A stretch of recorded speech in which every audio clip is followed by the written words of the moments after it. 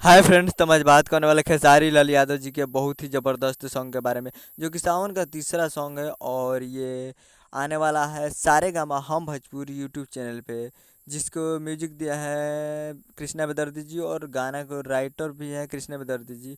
और इसे गाए हैं खेसारी लाल यादव जी और प्रियंका सिंह। आपको स्क्रीन के ऊपर दिखाई दे रहा है जिस सॉन्ग का नाम है बोल बम बोलो हारमोनिया पो, जो कि गाए हैं खेसारी लाल यादव जी और प्रियंका सिंह।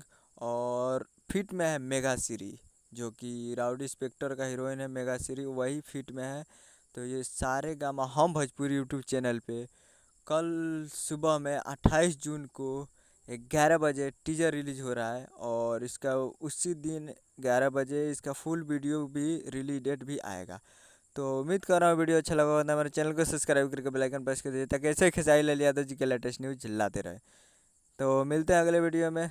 तब तक के लिए जाइए और जाकर सारे गामा हम भोजपुरी न्यूज़ जाएगा सुनिए। मिलते हैं अगले वीडियो में, तब तक के लिए जय हिंद, जय भोजपुरी।